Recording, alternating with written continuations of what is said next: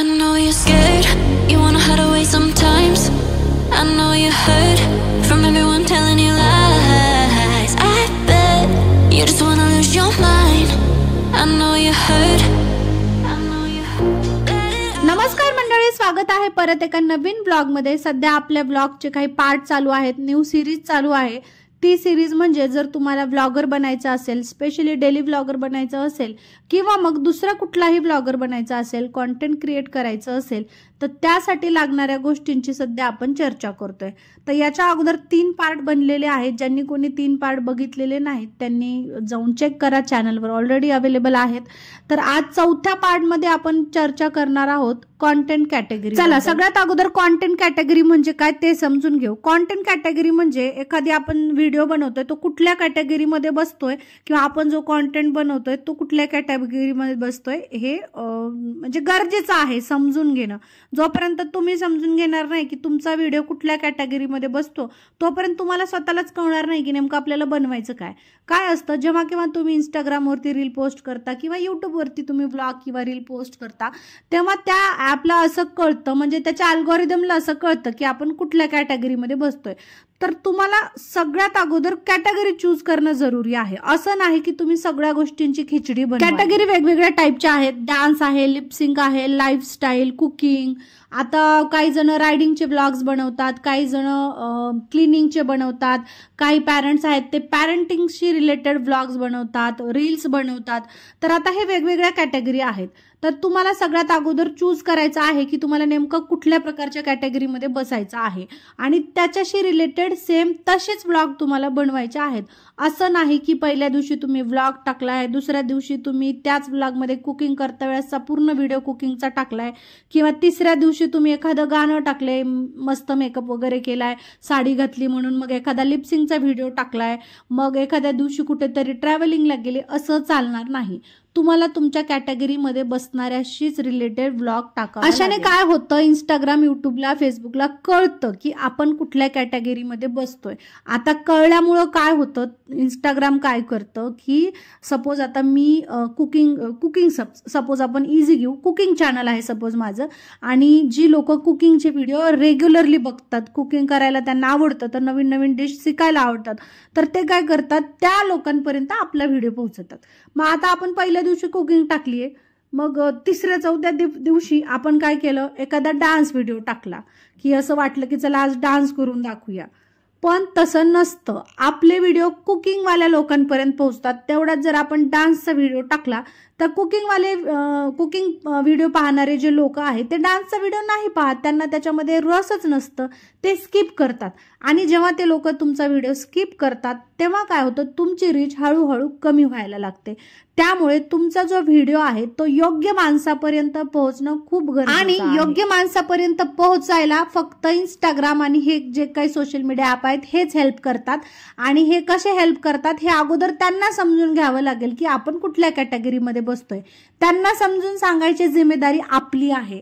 आपल्याला व्लॉग सुरू करण्याच्या अगोदर म्हणजेच कंटेंट क्रिएशन सुरू करण्या अगोदर ठरवावं लागेल की आपल्याला बनवायचं काय आहे। आपण डेली जे व्हिडिओ टाकतो आपण पॉसिबल आहे का टाकणं, किंवा भले तुम्ही आठवड्यातून एक व्हिडिओ टाकताय, बेस्ट टाका। आठवड्यातून एक व्हिडिओ जरी टाकलात ना तुम्ही 100% सक्सेसफुल व्हाल। असं नाही की रोजच टाका, पण ट्राय करा की जास्तीत जास्त व्हिडिओ तुमचे आले पाहिजे।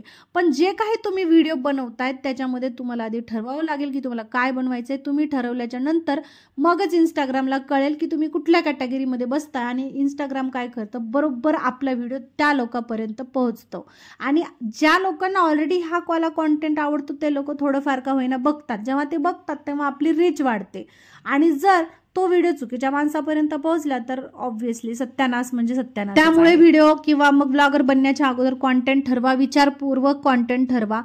याच्या अगोदर मी सुद्धा ही चूक केली होती। मी सुरुवाती काळात लिपसिंगचे व्हिडिओज बनवायचे। मला असं वाटायचं गाणे खूप आहेत आणि मी प्रत्येक दिवशी एक नवीन गाण्यावर एखादी रील तर पोस्ट करेल, आणि मी केलं सुद्धा होतं, पण काही लोकांना ते आवडलं नाही आणि कदाचित मला ते जमलंही नाही। मी काही एखादी चांगली ॲक्टर नाहीये, आणि असंही होतं की मी 8 दिवस कंटिन्यू रेग्युलर गाणे टाकायची आणि त्यानंतर मात्र बंद व्हायचं। परत महिनाभराला मी एखाद्या दिवशी छान मेकअप करून परत टाकायचे, परत ते बंद व्हायचं।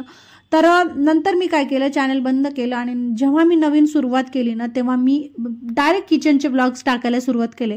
कारण मला माहिती होतं मी दररोज जी गोष्ट माझ्या आयुष्यात घडते तीच गोष्ट मी दाखवू शकते. एखादी नवीन गोष्ट, एखादी नवीन ॲक्टिंग करून किंवा जे नाहीच आहे माझ्या आयुष्यात ते मी दररोज पुरवठा करू शकत नाही.